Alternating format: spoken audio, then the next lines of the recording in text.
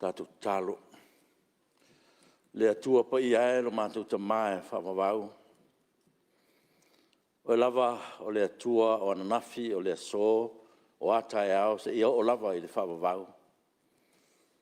Mātou te tonu pere li ie lo walofa malo wanga le lei le mawai. I lau pula whaasoi fua i le pa ia o le maota nei o taitai whitwhilia. Le fau mātou maua ma le while mū ne nei tai au fau. I lo lofa ma lo fa maoni ta mai. Faftei fo i ta mai, o manuia fo i ma le fo mai o sio matu tunu o atoa. Mai lava i mau te tele se o lava i se o pitu titi le li ie. Faftei lo so so ni mai a o suia le fono o tai nei. Mai lava na vai asu tu na yatu, le asu na nafi o le po na po. Vi ia ma faftei o le li ie. O wa te do tu au no ina i matou. Mātou te langona ina pēa le mawhanawhana o loa ngang pa ia ma le pai mai o mātou loto. Whapea nāna whaatino e lo mātou whi au ma le mātou ngā ruenga. Vi ia ma whawhteia o e ta mai. Whawhtei lo mātou ta mai. Tere fui o mātou ngā ruenga sa fuafua. Le lavo o mātou ailo auai mai ma e whisoswa ni mai. Whawhaingo fie pēa ngā ruenga o te itai lo mātou ta mai. Mātou te tālo le li ia fio meia. Yo me ro ngang pa ia ne te tōrua pea o te tai. E mai se foi le te wā me ina o le te mau ainga o wāre manuia lau tele o si o mātua tunu. Le li ie fōa i le tō whā i o te tai. E wā lava, le lātou tō whā ina ia maua i pea le manuia ma le while mū o lo tunu o le li ie. So soani mai lo mātou vai mo lo mātou le ato toa. Te le a ia o mātou vai inga le li ie, a le mātou te tununga le li ie. O mātou te talo i e lofa whasoa soa ni mai. Whamanuia tapo inga si o mātou tunu. Le ngātou Samoa nei o tunu ma mau. Mai lava i maunga te tele se o pito titi le li e. Whamanuia whaurulunga am tā ngā ruenga am whaalapu tonga tu ma oti o le malo ma au whai ngā ruenga. O e o lo ngā rurue ma so se tiute ma so se whaiwa le ngata o le malo. Ia e whapea fo i kampani pisinisi umalo o tunu umatina e uma le li e. Ia mātou te talo le li e. Ia fu se taimi nei aso, ia whaatau in manuia mai whenga malanga, lo te tai le tino, te matai Palemene. Ia te talo pēr, ia whaatau ina mai pēr, ma wholau mai pēr, i manuia o lau whio. Mātou wheloa i fia fo i pēr vi inga ia te oe. O mātou se ma o mātou leanga i o luma le li ie, o mātou te talo. Ia lofa wha mangalo mai mātou, i le toto le mātou li o Jesu Keriso, e ala tu ere mātou te talo. Amen.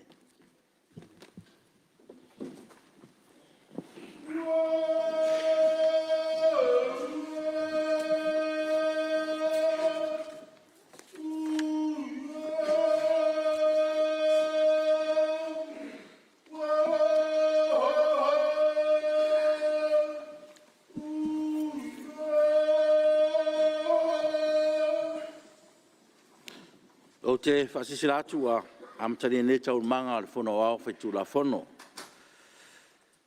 E le toe tau lo wina whala au tapu e mamalu nei tai au. E au te whata alofa, o whawhero i atu le tūlanga alo ia. I le pa ia o le Palemene, wala tātou maota nei. Le fio o lau fionga i le sui Palemene, a vea fo i le pa ia o le kapeneta, ia whape fo i minsta lango. A fio le sui te tai a le tuangai, ma sui mamalu uma o le Palemene. Ma alorso i fuamanuia ma le langi mamā nei tai au fou. E whatalo whatfo i whaurulunga am tanga ruenga ma whala tonga ma oti al tātou malo le usu. Samoa ma lau whafonga tapo i mai, ma tō whatalo whatu le nei tai au fou. Mōr whauawina o le tātou ngā ruenga nei aso, ia sanga iae, ai o le tai, whamanuia le li i le usu ngā whono o le tātou maota, ma le tapo i mei fo i esi o tātou o tino. Ngā ruenga o le asu taun malo, whaitawina tu la fontau whaofi mō mua, tu la fontau whaofi o whaitawina o tupe whaopopo numero lua, lua o lua tasi, lua o lua lua, Pe lafo inga whāwau lunga o le whaitong whaalua, aso whono lona ono. Lua, tu la fonta whaofi o le whaatawina o tupe rua olo tolu, fe lafo inga whāwau I lunga o le whaitong whaalua, aso whono lona ono. E tolponga ruenga le whono au whaitu la whono le pōna pō, o lo sa noa tari foi tau le fionga le minsta o tupe, e mta upu sala ngai sa unoanga whalau I tele, a suis whono le Palemene. Me leo te tapa malangang whaalalo lo fionga le minsta o tupe, e tula I mai whaau au lau sa unoanga.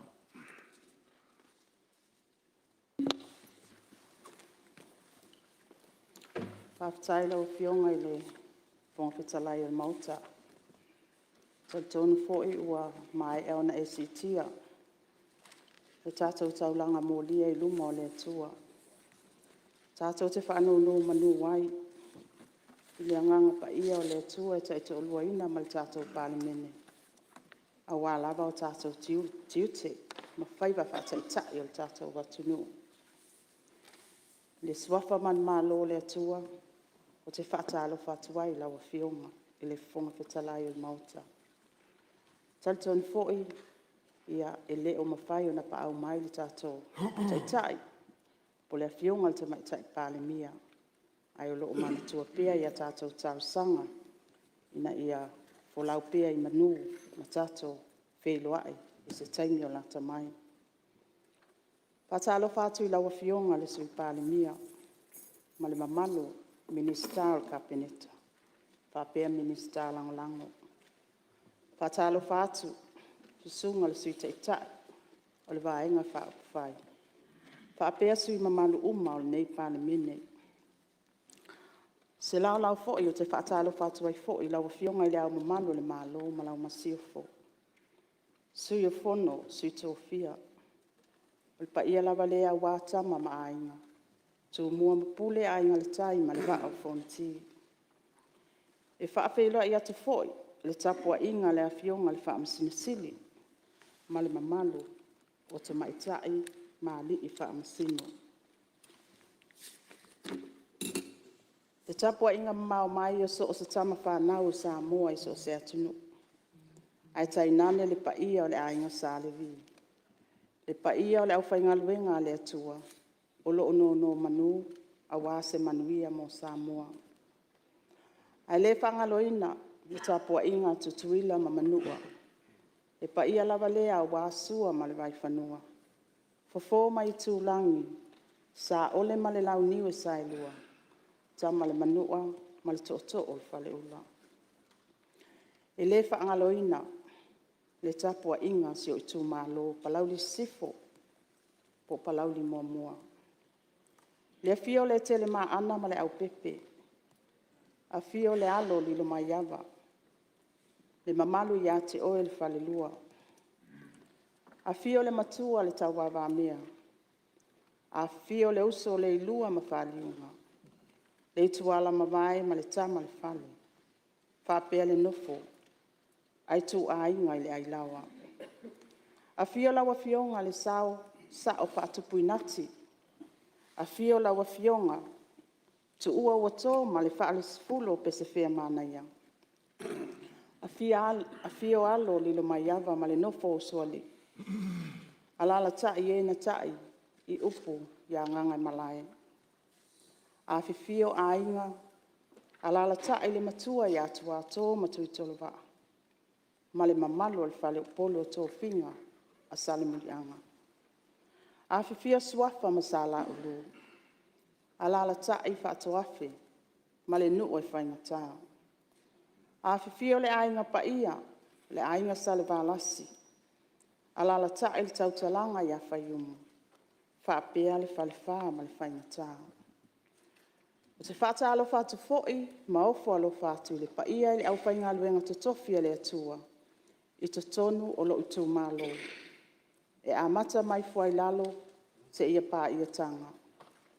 E le ngalo lo o tau tapua inga, matatalo, lea wa manu iai whaiva, o la o tau au auna whatauwa.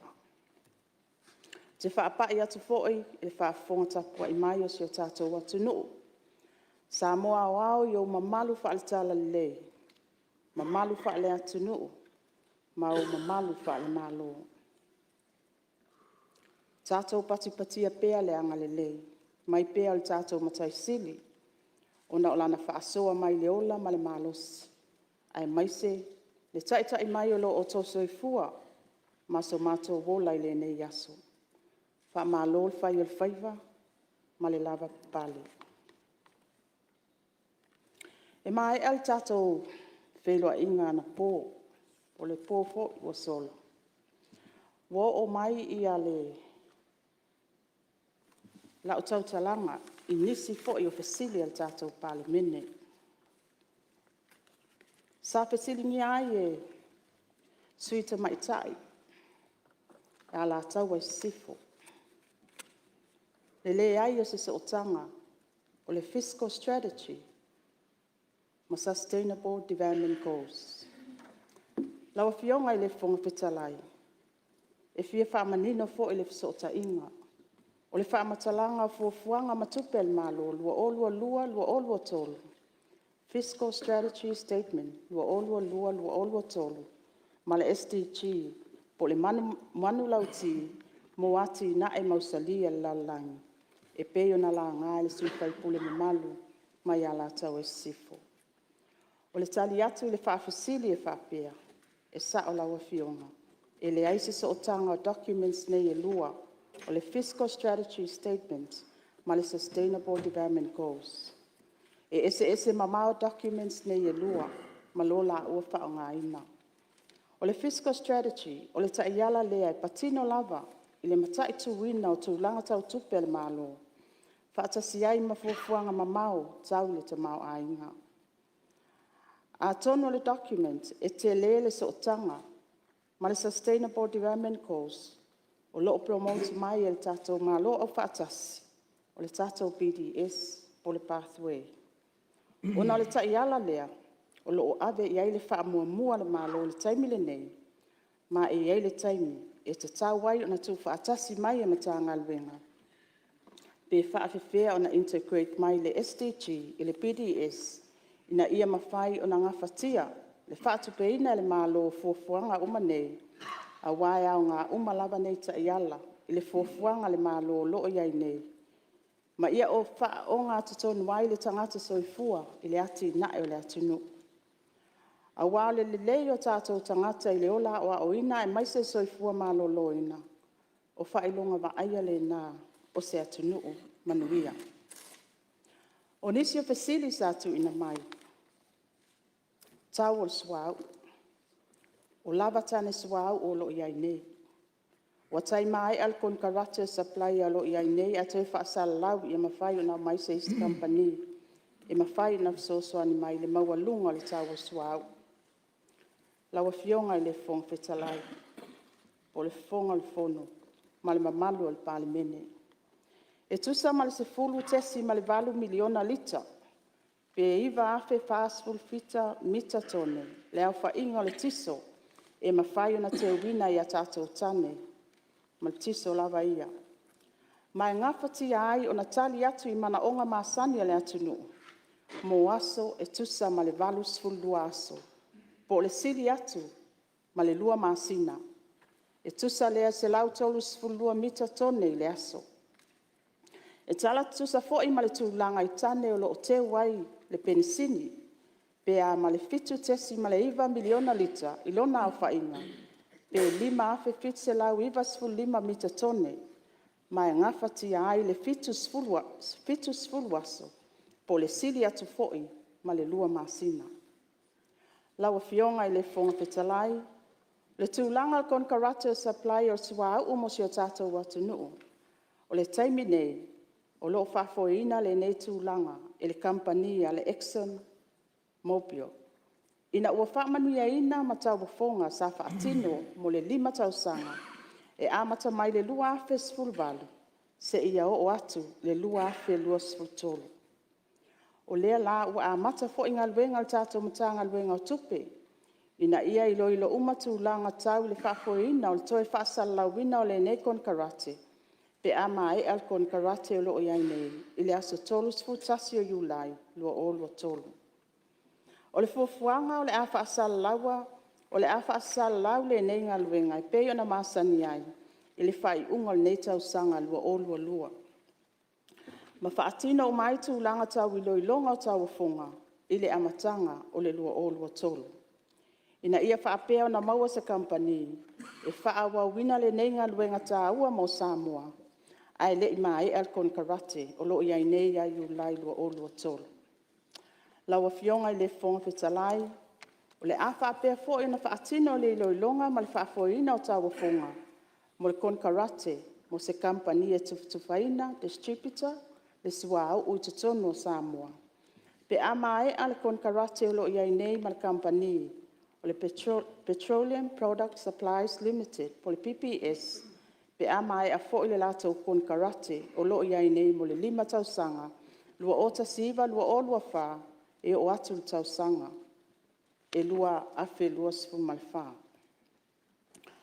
O nisi o fasili sa atu ina mai, tupe maua o le mawhai o na oina le tausanga nei, ma le valu sifu luiva miliona o tupe pa ufo fuaina mo le tausanga lua o lua tolu.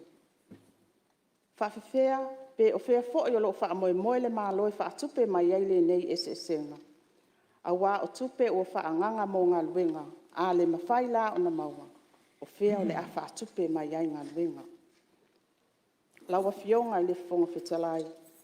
E peiona sila fia o le tala le tupe, o lo fua i lunga o tino i tupe le malo, o lo maua ma wha asoa i tau sangata i tasi. Ai e leo a fia i wha putunga tupe le malo lea, o lo a fia i wha amatalanga o tupe le malo, po public accounts leo lo au wina mai tau sangata i tasi, mo le lauli li wina le Palemene e tau sangata i tasi.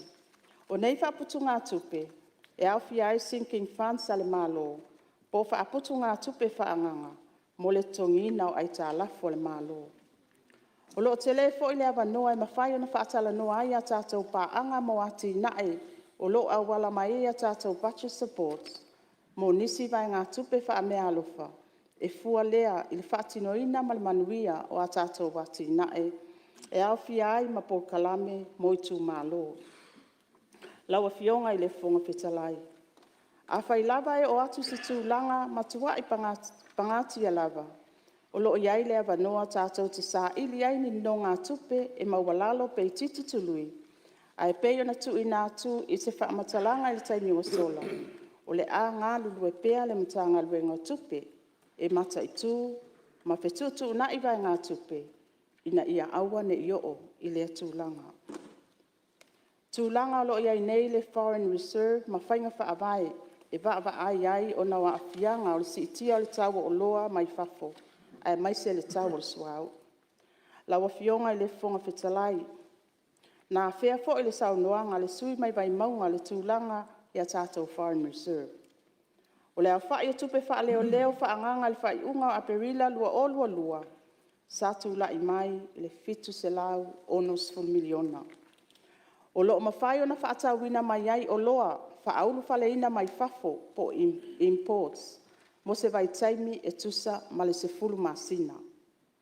O se tūlanga mawalunga lea o lo iai tātou tupe wha leo leo.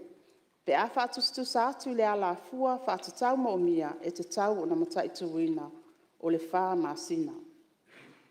Ua mautu whainga whaavai ese al whale tupe tūtutonu. A wale matai tuwina o tupe wha leo leo. Ina ia ngafa tau lima ina le tutongina o loa whaatawina mai fafo. Ma ia ngā whatia le whaasoa i taimi o whaalave tutupu whaafuase.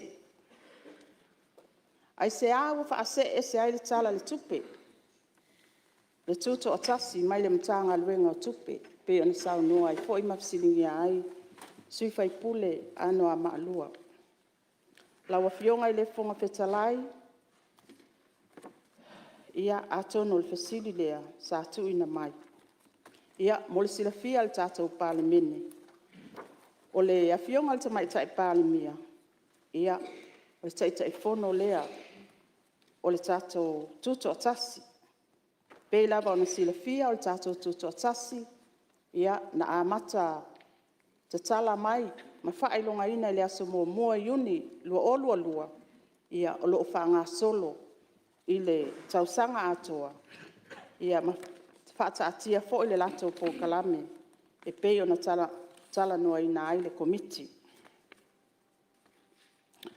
Sa fesilingia fo, le TVET Scholarship, a tonu o mai a fo i ona saunua iai ia le a fionga le minista o a onga.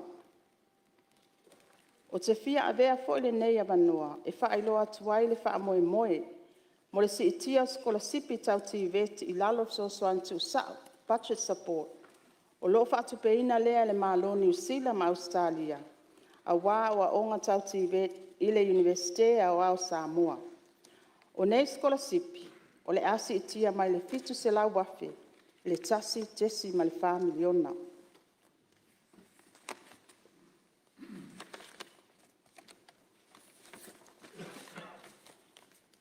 E iai le fesilingia ana pō. Pe iai se fesota inga, o le GDP ma le poverty.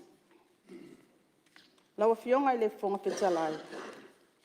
Lea sa fesilingia i le sui malu mai sanga lua, le fesota inga, o ia vaenga e lua. O le taofi o le tele o tangata le lalangi, o loo iai le tō mai mo le vava ai o tūlanga tau tamau a inga po Economist. O le si itia o tamau a inga, e si itia ai matupe maua tangata anu umo se atunu. A wālo o whaatupla ia o ati na e maa la tupe. O le luitau o lo tūla i mai, e le o mawhai o na tu itia. Le whaatupla ia o tamau a inga, le ese esenga o lo iai nei tupe maua, a e mau oa mai e mātitiva. O le nei tūlanga e tā ua o le economic inequality.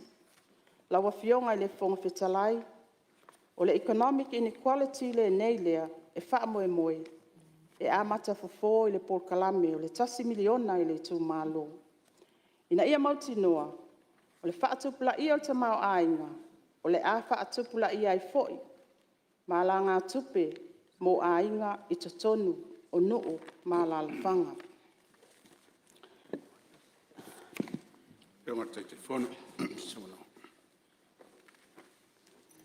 Mani rau whionga te mai te minstase i tuatu lau noe i le toto o mai sanganga lua.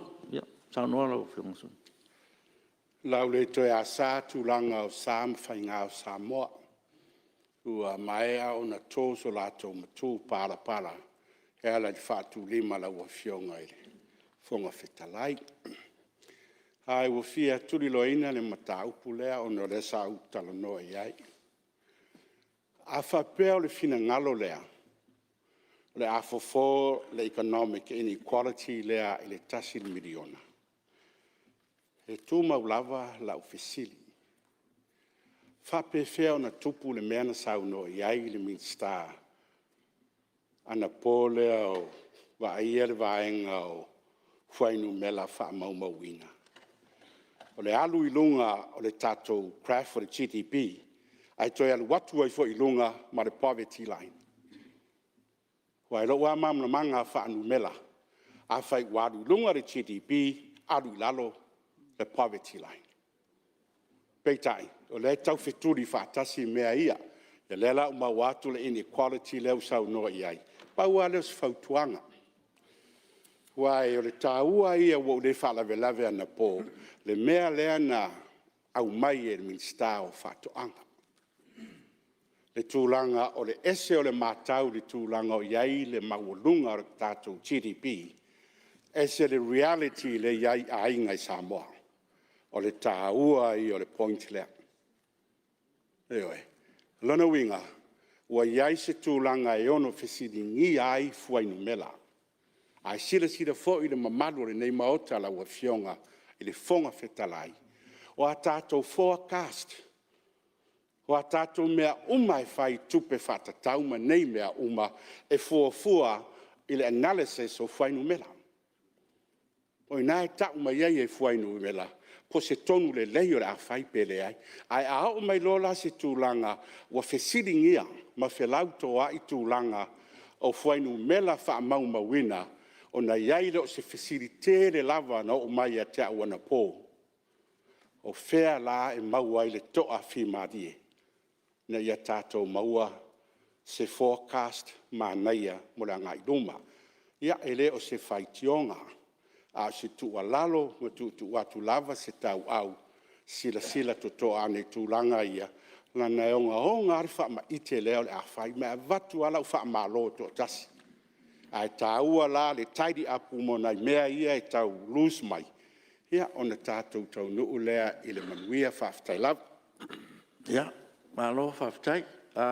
Te tu le manau whionga Mr. Whaftai. Whaftai, nau whionga le whongwhita lai wa ala whai fo i tai au manuia le nei tai au whau le lofa maleanga le leo le tua. Asina whamamla manga lai titi al mele o e sau noanga le whionga le tamai tai minsta ioe. I lava wha malulu atu foi ana pōne i te iwa mau se ese whapea ua whaise tala e winga i tātou whainu mela. O le nganga moni lava le nā lau whionga ele tamai tai minsta. Nganga o le sa o tātou whainu mela ele whai e tātou whapea calculate mai whafo. I lau la mai tau, e sel calculation mai whafo, e sel mele tupu le tunu. O i nā le sa mo moli e tuaile whi au le nai tual mota peo no whai atu. Lua fe su fa, lua fe su lima wa vese Samoa from least development nation. Ua mawhai na tu Samoa i ona vai. E tina e ia. Alal mele tupu.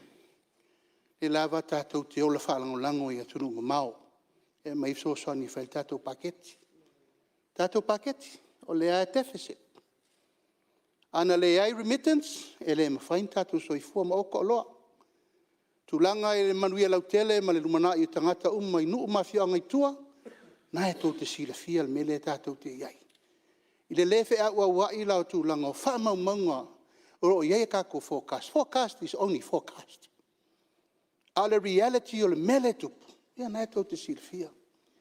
E leo ngā whatau lima ina e le atu nuu, le soifuanga e te tau na tātou o lai. E peo le alana le avatu o le whamamafa i le fionga, i le minister wha maunga ma le whionga le minister tupe. Toi whetu unai a tātou wha maunga i le mea le tātou te ola mo tātou soifuai. Wa e se ale nofo le UN i oma calculate mai anga fikas. E se le calculating al pule ma malu ali in fai pule, ma tātou malo. Ia siau toi so ni atu lea lau whionga le minister tupe. Alo, ia, whautua ngā mole anga i lumama.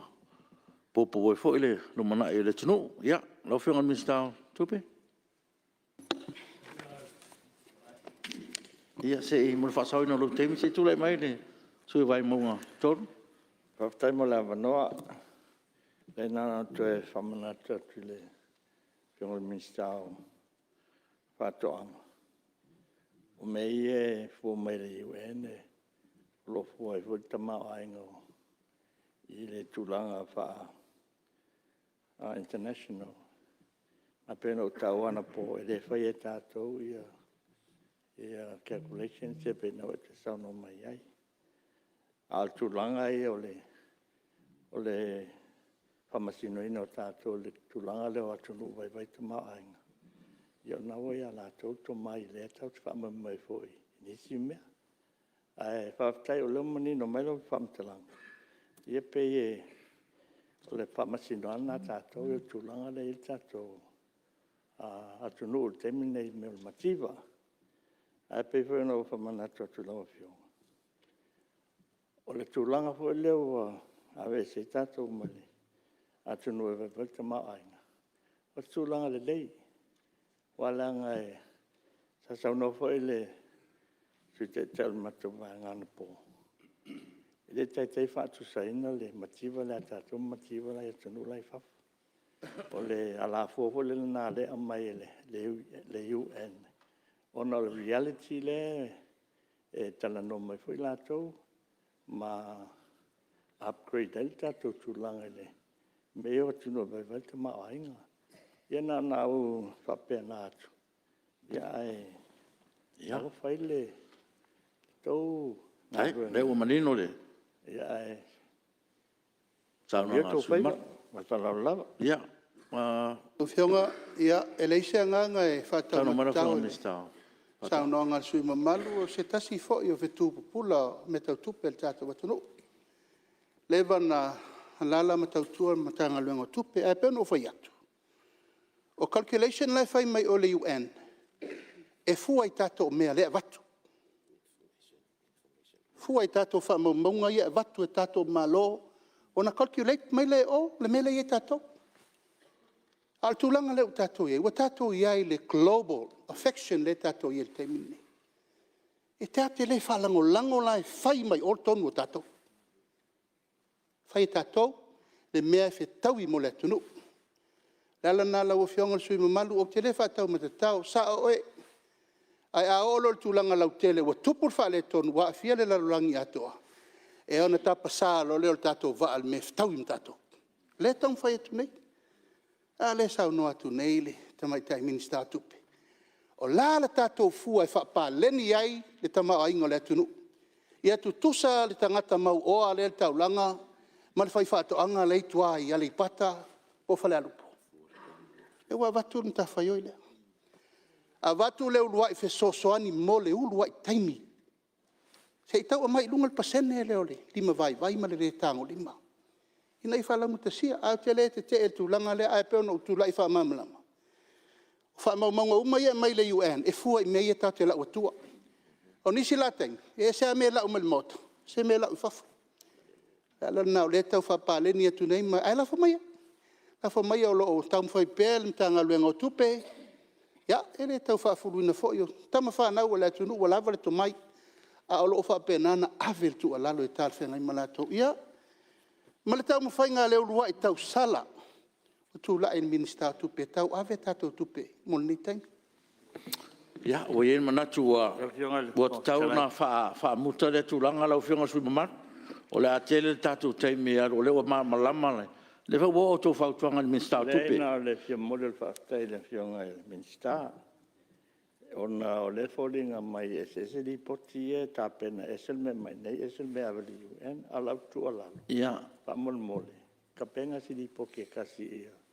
Consistent ai tātou whamtalanga ia awe whafuma mai nei Palemene malo whalalau. ia lelei o le ua e si mea le faamamalama nei te ua faanunumi foʻi laʻu tala na avatu o le mena na tatou saua i nofoaʻiga ina uma a le nofoaʻiga lenei o le mea e tupu o le mena e moliʻo na ia malamalama le amaiga o le fautuaga le UN o le mea le taunalu ai Samoa ia ma loo gaga faaloalo titula mai laufioga le minista o leoleo Patai lau fionga e fung talai mo le mano.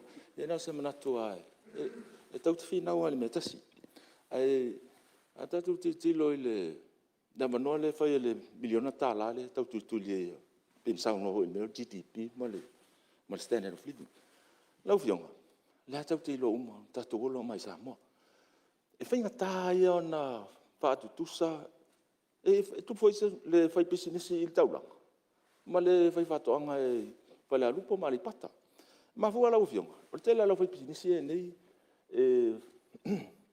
ia ia la to aseta. Fanua o ainga nola mai fo. Fai ngo fie na lu penke e mai le long. O lava noa lana. E le tai mau le fai fatoanga le fai la lupo ma le pata. Pa fa pe o tau le te fiola. E wai pule matai fa so ina o le fanua. O la lau tau mwhainga le tau mwhai, e te ui mua isi tūlanga. Ia te o tu la le me tau lou. Ia e whamai whale tu pēle mwhainga langa, bako se long le whanua samu. O lau te tiro le me au tū le e tau mwhainga le tau mwhai e le miliona lea, ma le GDP, ma le standard of living. O le ave o awa noa, i nai o tātou tangata. E leo iei lava noa, te mine ati, tū sao toi. A iei lau business ina fia whai, lava noa le whai ei. Tire tau alo, so e masa guarantor. Ia e o te leo tātou uma, e o mai tātou te ia mana, e whai le rona whai le mele. I guarantee oi. Ya va ko la liu ai sa a guarantee ya o mai fo ele ma fai lo kengo kongi lo o ke ya ngai fa ko maria lo le fai o kongi lo a le no le lo mo wa miliona pa tai lo fiong al fun talai ya te lo le ma mangia le mta upu bo mana tu foi se no fa mo le lo fiong wa tala fia ngai mo lo finanga wa tele fautuanga wa ave te tonu fo le wa lo ngona fo e minsta tanga wenga fautuanga ele o le ai mai tau atu no fo ele o le mea tasi le tau te tano ia ua lē vana faamaumau o le minista ua mana vaatu tanga ai paua le mea o le mena fia faasao faamole o le ua matou atu ua see ese ma lau fesili na mafu ai Ia. ia lenei o le faigofia ia lau fesili o lau fesili e tatauna o faatasi le relationship a fai ua alu i luga le GDP alu i lalo le poverty line faigofia ia a faapese taimi o i luma sau la mafai ona o se tulaga faapena faafetai ina ia malamalama tagata uma Ia. ma ko la ma la ta o nei me ta to te fai Maua lo la finala. fesili e fesosoani le tato prokekti le miliona pe pa ona me sa tu Ia. ai ya o uma fo iso ia na io tu le to lai fa o le mea kasi le ka milo ai se sa no mai no so me ese o mata to manatu ia le lo le manatu le fisili le o le fainga taia na fa pe e tali atu fa sino e tau to o le fest le mele le saunanga le siman il to fa pe alu longa GDP o na alu le lunga le poverty line fainta ile lalo langi atoa tasi percent o le au mau o lang e lau te o ninga umata ma ainga lau langi atoa e fa pena fo yatu no tasi o lau milionea amerika tili la lunga o le melo te leno fa toi nei ya o le ava noa ya tia ya tili ma fai pisi o le u o tasi percent a mati vala tanga tale la lo o e le mau le noa e alu elu e mati va ya la lo se vanga na o fai ni fu anga al malo o se awala tau a mai e lunga o le tamfenga na le fa yatu nei a se upo fa pe e fa yatu alu lo GDP ma to fa tu tau la alu lunga le pa e fainta e mai ele o se factor ele fa pe o se mea mautino e tupu na o le tau ma fai ia se i lunga le tama o nai o tatu tangata le ila ai le ma fai na fa pe alu lo lunga GDP o sambo le to esta tangata motiva fainta faina malo raftai o te leipe mo se va no e vai so sonia ele tulanga le ai mai se tali sa out facility ia se sa no mai no nga na le vai fa file fast nga lu fa tas ia o la mata o le tulanga tau information mena le ta o le na le ta e fa taile ele suio sanganga ele fa manat sa lo misile na la unga fo ele suio sanganga ele tulanga tau unemployment le sile a wala spread ele wealth ele ina tupule inequality le ona wa wealth ia tangata pitolu ya ele spread itato employment lo sen nei tato ngatai i fafu ona le lava le tulanga tau employment na so net fa pena tangang fa lot ia ke ro wala ma ko ia fa ma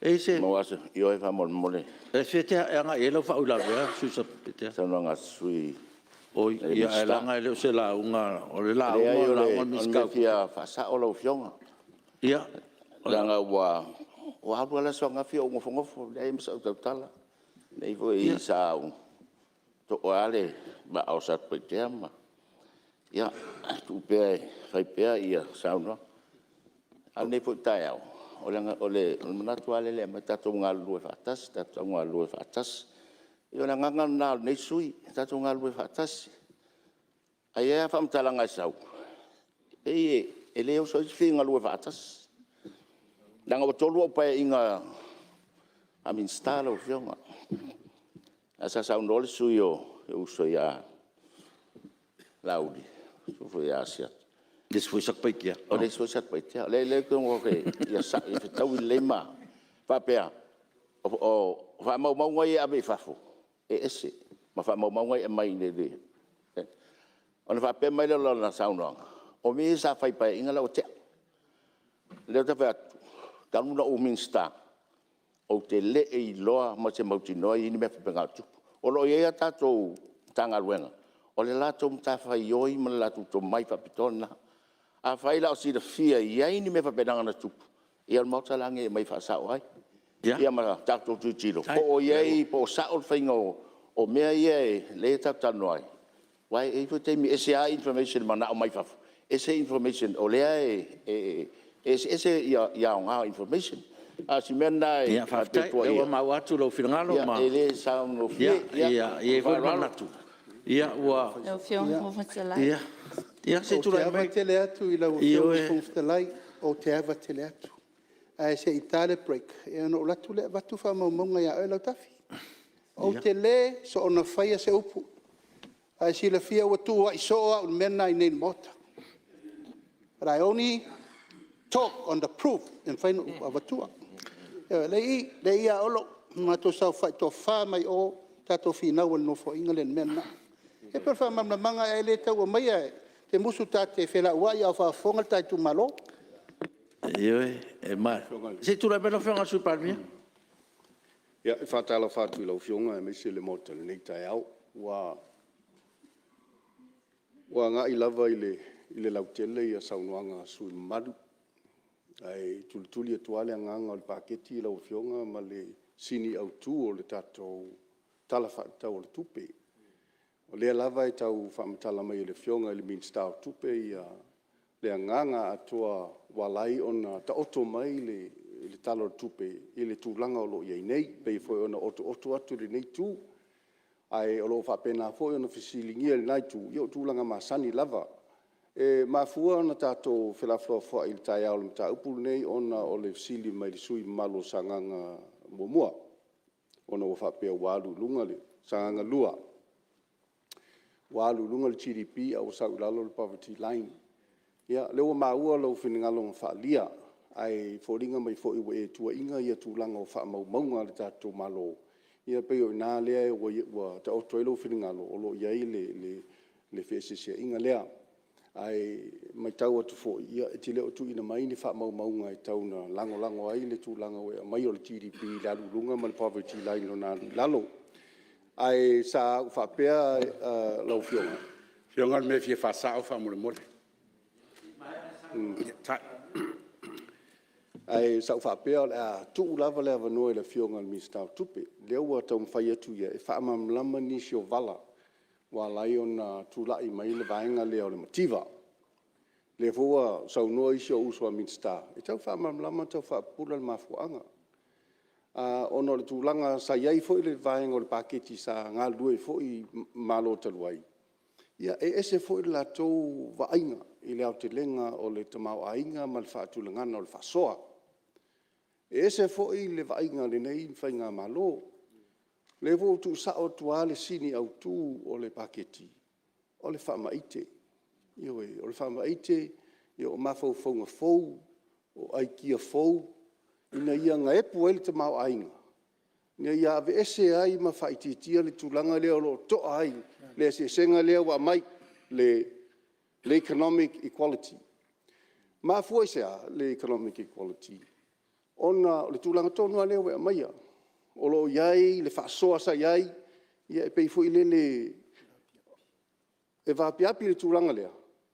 E le o le whaasoa i tonu o tangata anu. Tātou tangata leo o mai le malo nei sui. Ni ia whaasafua le whaasoa, ia whaasafua le banuia.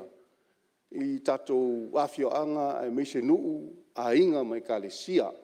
Leo whaamamama atu le Minister o Teknolosi, le tūlanga lea, o le distribution of wealth.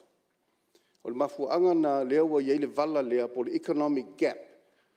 Wa iei e o lo mwhaina whaatino tūlanga o pisnisi, o lo iei te mau ainga, o lo iei te mai, e sa ili eilo latu te mau ainga mo latu manuia.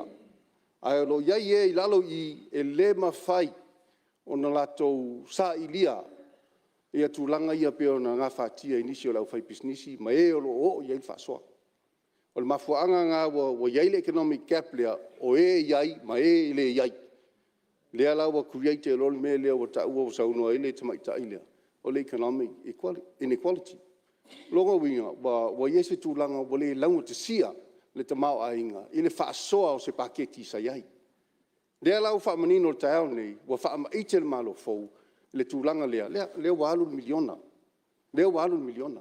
E le eise le to e fisiligia le tūlanga na, o le nganga la le paketi, whaasoa i foi o tau, pe whaafea o na whaatino, ma whaangalue ina le miliona lea. Ni a mai e lunga le, ia mai lunga le mawesea le mativa lea lo o tau so. E ei langona ma le autu le malole nei, o le miliona le nei, o le afiso swani e alleviate, ma tam whai na ia si tia ai le tamau ainga, o a tatou ainga, o tatou nuu. Tua, ia meise e o lo ilalo, o lo below the poverty line, or around the poverty line. Ai whaamalia tu le nai tu, tatou o le nganga o le paketi. O le tele i o bea fau le tonu le paketi. O mafau nau tu atu tonu paketi sa tau tau sau noa mai ai ma tatou whale ai. O ina le maua tu ai le matou sini lea, ia whama eite mea fau. Tatou o sa veu lunga le tamau ainga wai ta amilo. Le walu tua. E fo i mai lava le mtanga luenga ngai o tute ma tupe maua. Ma te toi ta pā lava si vaenga o le lafonga le la maua ai. Mai tangata whainga luenga, le VAGST, ia ma company. E toi maua mai ale tupe le tatou malo. Sila le tu positive o le tatou paketi wha mole. Ia, o le tala lea, manuila le tatou fono. Ia, e le manatu. Ia, o le ua. E le manatu lau whianga sui mamalu. O le usau noa le sui Palemene o le sui malo.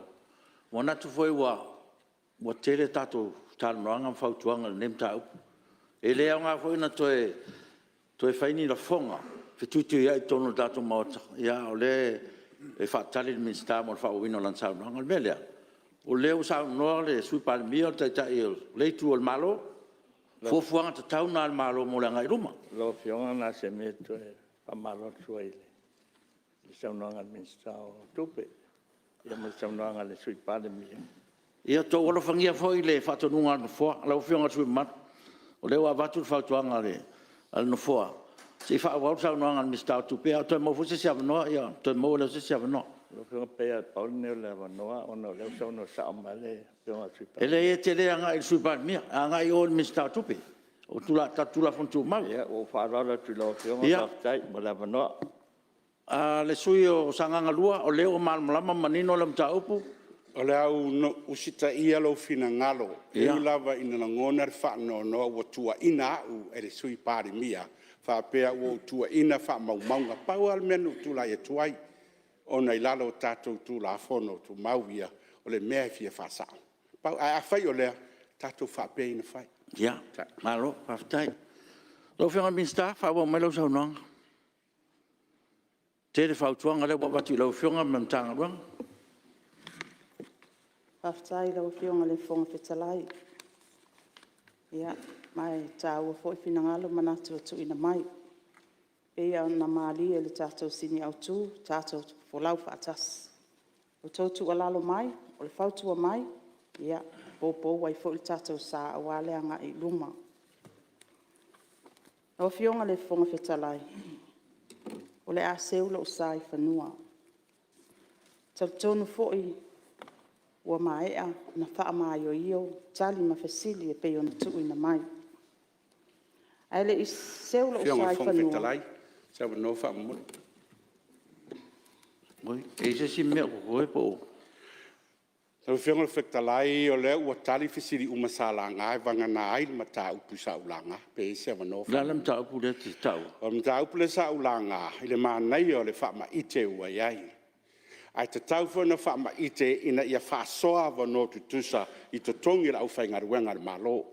A fai e yai ari tūlanga tā ua le se ufsoswani atuai. E onga onga fa ma ite ma ese le ma nei ma le matanga o fie. Paua leo le mea. E yai le mea e tau o le sense of ownership. Wa whelava sa e tatou fono no o suile o sanga. Wa tatia fautuanga I o lawa fa mauri le en minsta. Le wa maua le asa e ta o lau nga mo mo tulanga le. Le fa ta se uia yuta lo va pa fa. Ala fa ta mai minsta lau fa mauri le fautuanga. O le sa ta wa va tu Italia tu le. Ta ua mo ma ite le na ia manuia atiri. Pa wa le. E le fa tionga. Le wa mai fa. Le mesa utamu fai ai. Ina ia create se meta se sense of ownership. I vaenga umar community, mar puppet sector. Ina ia ngā lulu e whaatasi. Rea pake au mai le mea lero ngā lulu e whaatasi. A le mea tāua, o ai tātou te tua iai. Sau noa na Paul Minstalia, o le mea lea tāu, o le monitoring and evaluation. O ai tua iai. Au whaingaruenga na malo. O ai tātou te tua de expertise moise mea. Pene winga le na ai oi lea. Ia, me sili lea. Ia ana o tali atu teimine. Leo maua o whingano, rara mai lana sui. Leo maua le tūlanga maru o tātou mota il suia. E lo lau o fiong. O fiong al fong whetalai. Hei tau toa mai lau fiong na mana ia leo tātou ua le fesili le na tuina mai. Tau noa lau whionga sui. Le lawe tam whai atu lau fiong al sui maru. O le fesili lea, e patino tonu lava le mtanga wenga o le pisasi. Lea o Minsta ai le fionga le tamai tai Palemene. Le ala le o tapena le tali mo ai. Ai marie se yo le na te mi ona batu le se forsanga manino ya atono la family nei foi la fionga. Ai a wole tali mi sta tupe ono le ala tali atu le vala le. Fa ftaila. Ya. Fa wala sa longa, lo fi mi statu.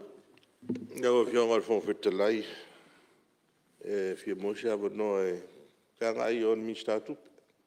Lo le fa ma sa longa mi statu. Ja, ja, voor maar voor angalo tu ja tu le wo fa ui mai. Sa no mai, sa no. Ela yo le mta pu le sa fe sa ulanga le sa fe la sa noanga. Mo me vanga fo ia mo me forensic auditors. Le la lo paketi ora na mtanga nga lima se la wa fe. A fa bidionga. Fa ti no iso so nga ia. Ela fi siria tu le sa no na po ma mai ta yala. A fo e fa nga la to la so so pe ale fo fa sa la sa I ni se. Ale te fi siria tu e fi man malam. Po a ia mta upu ia la o so so e. Se sa no mai po a tonu so so nga ia a fe nga I so so nga. O le po kala mele wa wa tu lo fa ta o to mai lo mtanga lo. Pe o le vanga le fi fa siria to na de wo fa lo tu fa I usa do nga mista. Ia, masalo le sa to lo le minsta ya. Me le la nga Jesus nga ya. Ia, se sa no mai lo fenga minsta le sa ma wa ton fo. Le yo lo to lo ngo ta pu ya la nga Jesus nga. Lawa fionga I le fong fetalai. Ato no le wa ke lava sa solo fesili al tato mauta. Ia o lo tau fai lava tali atu. Ia ato no le whaafesili le a fionga sui te tai o le tuangai. Ia ato no le ua mai au na o wha manino vai nga uma. E wha vai ai le sa ililinga. Ia pol tato forensic audit or investigative audit. O uma foi ona o wha ailo vai nga uma. I le o mai tono le tato whai ngā malo. Fast food tau sanga. O tūlai mai tato whai ngā malo. O vaenga ma le sona tā ua e maua mai tono o tato suesuengai. O le ata pena I fo le tato whai ngā malo. Ini le sona tā ua tūlai mai. Ia, a tono ia se taimi. Ia ona whaailo la ia. Ai, e tā ua pia. E le tau whaailo fo ia nisi o tato wati na. No, fionga fo vitala. E fai ngo fia la si. O ame ia o ia foresi o su. Pa wale ala ofisili le ofisili tuai. O am ka ngalu, o am ka po o nyaki nga e po ame la o su. Tano mai lo Ia, on sa I mai lau fionga le. Si te ta. E lau a disi ko le aso nge yo lau waku yati na e ia o lo itono le tato forensic audit. A le ala u whailo atu ia se tasi o ati Ia na. ora vai ia se kono ka umai. Ia. O le ati na Ia. e tas. Ia. Le ati na e le ai tato malai ba alele tia vea. A tonu e tele ni miliona na se saa iai. Ia au le lava e tato te le oiloa. Po ai tonu. O ai lai manui ai. Ia kaunga o whapena atu. Ia olo iai wha maunga le tato whainga malo. Ia o mai a fo i o na wha maunia I lunga le kapeneta.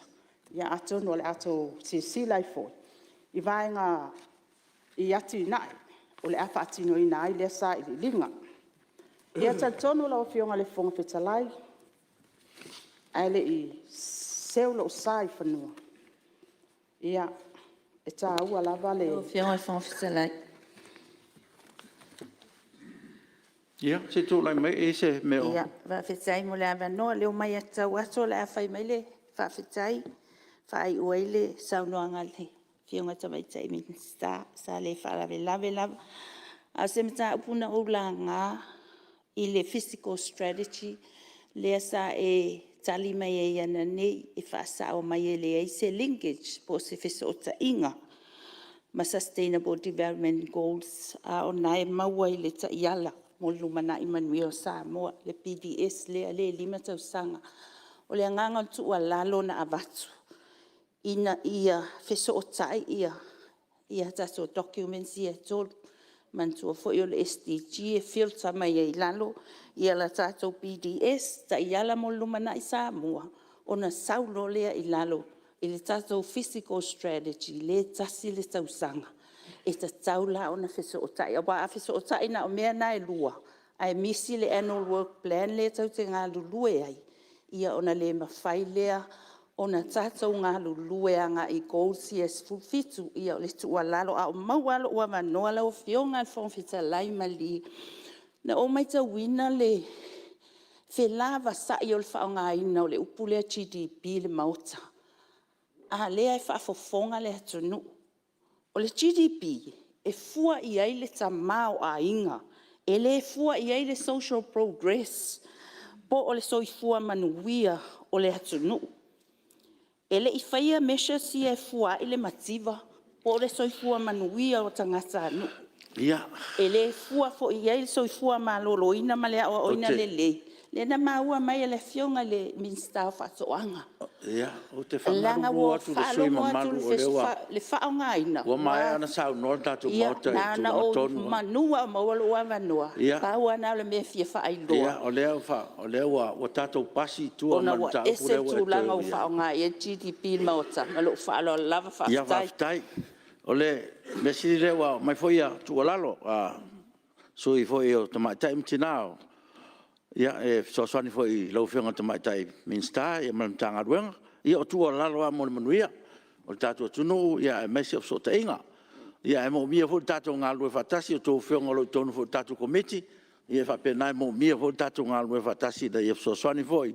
Ia tamaitai minsta, ia malamtanga ruenga. Ia e au ngā umawhau tuanga. Le fo mai tua lalo. Le foi tu, ia, lau whionga minsta, ia to tonu o awanoa ia na ia ngā lue whatasi pēr mo le manuia o le tunu. Ia e whau mea lau saunanga. Wow. Mai alo tape. Whaftai rau fionga le whongwhitalai. Ia, tāua umalangona ma tualalo ma whautuanga ma le awha mawina mo tātou anga I luma. Ai awangi koe whaalabla maisis, o le la wha tawalunga ia lau folsanga.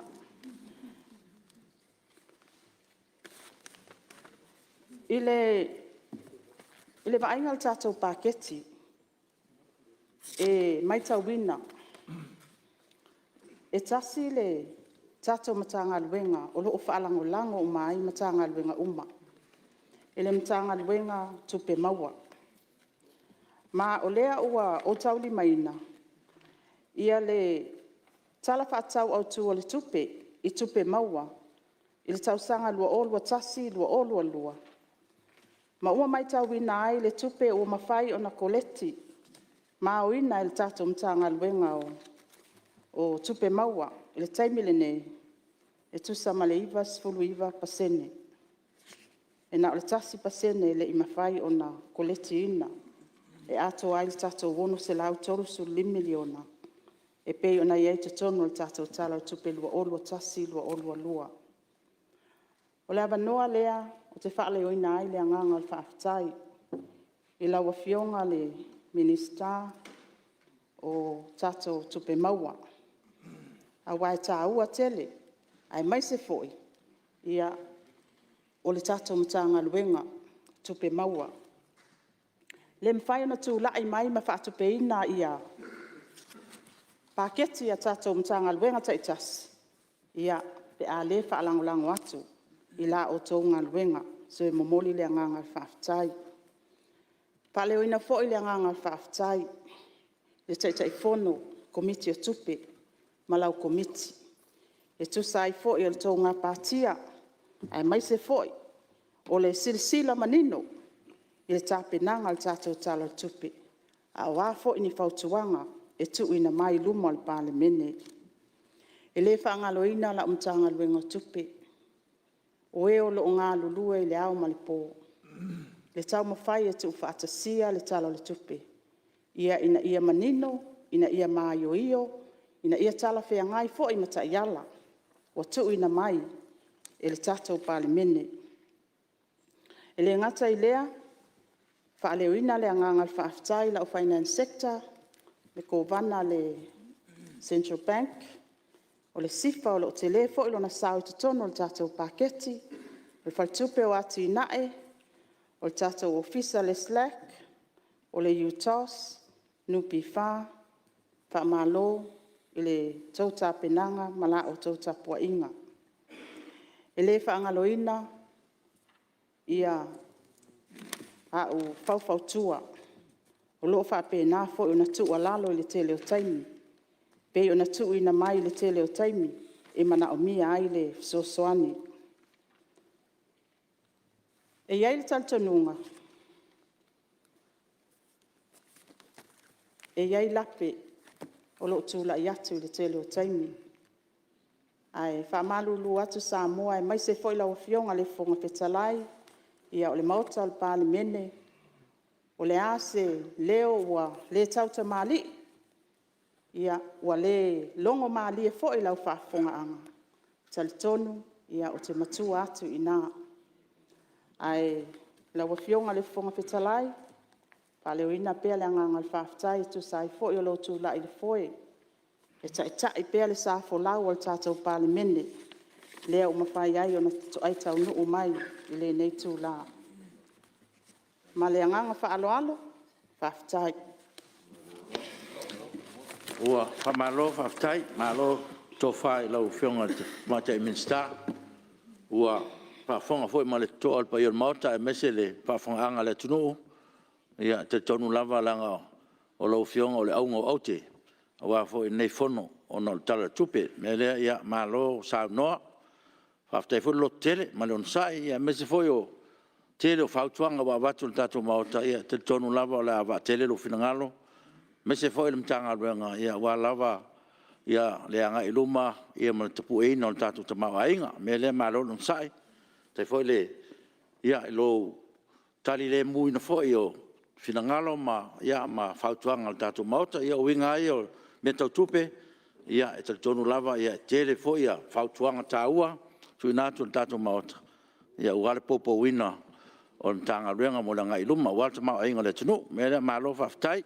Malo tāpena whaftai fwoi le pulisili ma tanga ruenga tupe. Ia me se fwoi lato uma sa ngā rurue. Ia mo le tau veina ma le tau whainga le tato talo tupe. Mele malo whaftai. Ia wo mai le tato whasolonga i lau whionga le minsta o leo leo. Whalpipui. Tinei mu. Ia ma wharon whafusei. Lau whionga le. Honorable.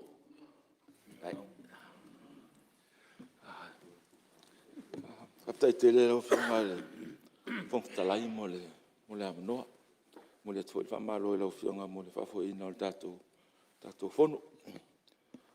Lau whionga ia fia o wholofon whatalo whatu le. Whionga le malo mlan masiofo. Ia le. Pono suito fia. Le whionga ia ma mea tu tufunga ropati malon whaltua. Whatalo whatu i lau whionga i le suipan mia. Malo le kapeneta. Ni stalang lango msu ia whaipule ale. Nei tuan malu. Ia whapewa i lau whionga i le suitaitai. O le itua ngai. Ia malu i le imta mai tai whaipule. Nā hoi tu o le malu. Whatalo whatu i le whionga i le whamsin sili. Le plestene o whamsinonga whanum swafa. Malu i le imta mai tai whamsino. Ia malu o le whionga te mai tai le stala. Ia malu o le au whainga luenga. Ia. Whatalo whatu i pa ia o se tatu atunu. Pa ia tama ma inga. Ma inga ma la tau tama. Tu muampule. Tu au ma la tau. A inga taima le pa o fonti. Ia wape hoi na. Fia whatalo whatu i. Mo wholo whatu i pa ia i os taulanga. Se tatu atunu o lo. Ma whotalo mo se manuia o Samoa. Samoa uma. Lalai Samoa ni. Ia wape hoi ma atunu i wafu. Ia fia. Ape fo il whatalo wha ma whamalo le tapua inga ana yo. Tato uso i tutuila ma manua. Fio le kovana ma le sui kovana. Whongtalai ma sui al mota. Prestene ma le senate. Le pai ale ia sua ma le vai whanua. Fo mai tūlang. Sa ole ma sale au mua ma le lau niuna. Sa e lua. Le la au nā matasi. Whatui al moto. Toto al whale ula. Whale anga fulu. Ia maupu ia teo ele tui manua. Fatalo fatu ile pa ia man malu. O fanga duanga ma pulenga o fanga duanga ma. Para pitonga malo tatu. Fatasi nei taiao malo al tautua malo le ngalue. O nai fisili ia sa la ngā ho e suyo mota. E imtanga luenga leo ma whalpuipui ma toi futa ina. O le komisio whai ngā parota. Ia whapea hoi le tine muma ngā luena ngā tosoani la veai. O le fionga suia whaipule whaleata numera wha le ngom tua ia ali. Sa ia la ngā le sili le se mta upule pe le whaintatau titilo ona o le tele hoi o tātou whamsinonga e umata whai ngā palota ia tātou a ngā i lisi whalpaipae lea ia whatua maua lea sui o whalpaipae nei ia le sa whatu mail manatu le suia whaipule pe le whaintatau titilo le stulanga hoi le whatanga sea whai ngā tupe whai el campaign ai whasala la o e pea e o watu i o se tulanga o e lai whai isi atunu e whatanga le mele i hoi li poti o e li poti le komsino whai ngā palota le whai ngā campaign funds sa la ngā hoi e le sui malu le tulanga le e le tula whono le wei nei tātou sui o le mauta e tapu na o tātou wai a tangata hoi le o le toinga ngā ruanga le tau te e o sui a whaipule. Nā tātou a le tapu i le ia tau hoi le tonu al whaavai e mawhai ona e whaipaanga. Ma so sisia e te whina ngalo malua mālia i e whaatanga al whaavai le mena. Ia le lai e tūlanga hoi le sosioloia, fōmai. Tanga umale avanga a lau sui tusi. E hoi e kalesia. Ai nā tātou la sui a whaipule le tapu i le ia tauna e o marona fai lau tautonga e lau vang whai e te ie. Ia, o le lau tapu lo walu sa momo sa tapu e tanga lo mei. E te mei i tuto tasi. Ilim whaina toi mei isisi, ilim whaina mei isisi vanga whai. Ia, mana ia mna tu whatu e na whionga ia i le ngoa matua. Ia, na se manatua ui e whatu stusa. Whatu saan me leo le tapu voi leo o lo walu le si vanga whai. Pai whatu stusala le melo lau ia tau e te alu le kalesi. Istu la whono wile, ia tātou la leo. Sa le alu e tuto, tasi sa hoi le alu lisi vanga whauwha. Pero hoi le tanga le ia tau e pule a oi lau lotu e te alu. Ai alu e se la ma lotu ne te. Ia pela o le loka iki. E whakasa. A ole se mal whakasa. E sa ango wali o kakori. Pisa sa hoi le a whatau wa. Ia nau fiong. E le whonga whatalai malu asu. Ia o nei fisili uma. O le tātia atu le tātou komisi. O iloa le tulafono. Po la le tulafono tau te whalau e lesi ono sfulu tau sanga. Ia le whatau anau ma tau sanga fo i le paia malu se tātou atunu. O lo whatamilo le tātou komisi tātou i tu malo umai 5 sultasi. A fio a tala au i fo e whaali tō manatu. Le o te a le si ono sfulu tau sanga le lo whamaleanga leo le li. Ia ai mai o tau whina ngalo. E pou ma whau eisi tu la whono tātou whainga pārota. Mo le si ono sfulu tau sanga i le nomna. Ia o si tali whatau waa le e whina ngalo hoi whaalia le kionga le ngom tua mai whaleata no mel wha. Are pata i tupa i lunga. Ia le kionga ia whiawa so le mālua am tanga pene. Le sa e la ngale tu langa leo se whale tine mu. Mo ale pata.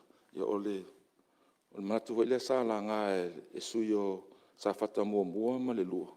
Ma le sui o whale alili mua. Ia mana ia manatu.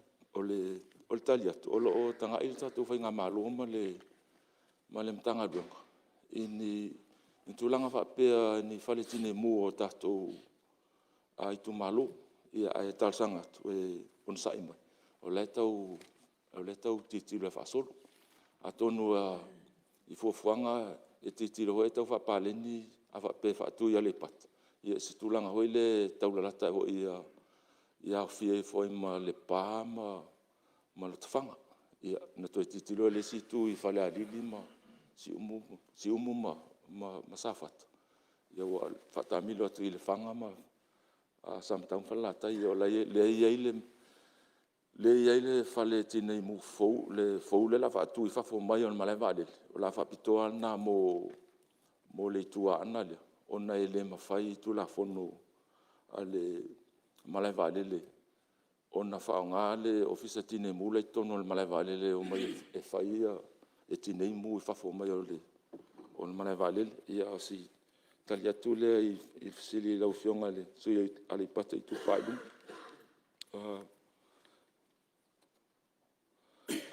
le si malu mai nganga maunga numero 2 le fionga ya se wa muli fasitoma ya le sa e la ngale sili le atonu e to tele su yo moto la fie sili mele ono tulanga lele to tele fo io tata mai to tu malo yo i langa ya fa vai time o sili pe se a e tolu a soile fa yeli poti pe so sol tu la fono fa mani so sol tu la fono ia pola hol ma fuanga ala ina o mai pia ai ele me faina fai asa va i to se ia afta i o fionga mo fisi o le tani me ele matanga duanga tatau na mautino le ia fa monga o sua falta ngata le fa ma mo le so tu la fono le fa ma dia fa ngala fa monga tanga duanga le mai le fam sino ia fa pe fa monga le official lawyer si o le la nga lu fa tasim tanga duanga o le mele le fa yesina sina toai ia male tolanga na ta mai na fa tu fa pitoa le wa ngalon tanga duanga i hola le sinia na te fa pitoa le va ngalo la wa nanga i le va ingo tulanga i mo tangata o fa ma ni sol tu la fo afta mo le sili la o fio ia la fe me la ia le tanga lunga to luaso ia e tu ma wele na no ia lu ta wele mo le tanga lunga le ma pam sinonga ma le official lo yesi se tau ma fainga ia tatu anga i luma peisa tu no te lo to la sole te lo to i e lo counter toni la tu pe ia mai lo pc rek ia lu ta una mo to la lu anga i luma ona ta uan manatu fingtale malanga mai sava ima tua ia lu la so ato ia ato luas ia ile tongo fifo ia la tong fa ye pola stulanga fa ile tulanga ile fionga ile fa pule fionga ile ia fa pule sa fata no maltasi lo fionga la na ron posin na saif sili po ile lo ia au fanga luanga le na afia fa vera i tiavi ona fa pe nga luanga mama tele ia mo piliki men ave nga luanga ia tangata ia no le tangata ole e afo nga luel tuanga le ole li potimer officer ole nga luanga ole toe fa ale le ia ole pou i potasi o fa le pou i potasi o esa ia la vanga ia na mali o to lua kamut ia male sekulati o la vanga ia nga lue le vanga tanga luanga le va ia asetam fa le ia fale ole tanga luanga sa langa ho elo fionga de po le mafuanga na laina umi o tau mafai le sosani luga sosani le il fa blave ia li poti mai le tanga lunga fesala ai lo tanga sa ye lo o fesala na pa u el tunanga o no matu ya fa blave to am fuliale taval o so se mala o yo tulanga ho ile sa fanta ho in tau fatino ia au nanga le tanga lunga tine muma au nanga sosani mumua sana nga ho lo fionga le tulanga ile matai tu le alu ilunga o le aisa ni o tatu atunu ia ele te na io tama na tatu na tuma mele se me le tau te pole o mal tulanga le o le aisa ta o tulanga ho le ngata tele o tangata whaongaina, whatauina le isa isa mo. A la vea hoi ma atunu hoi le whaonga e watu le isa isa atunu. Ia, o le whautuanga mai tanga luanga lau fionga.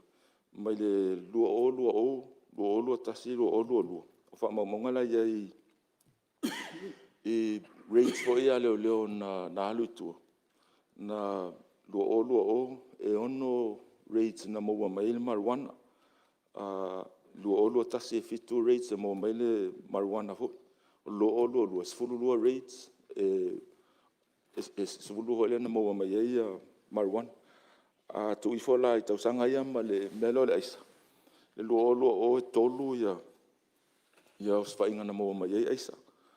Lua tasi lo sfainga na maua mai ia aisa. Lua o sfainga na maua mai ia aisa.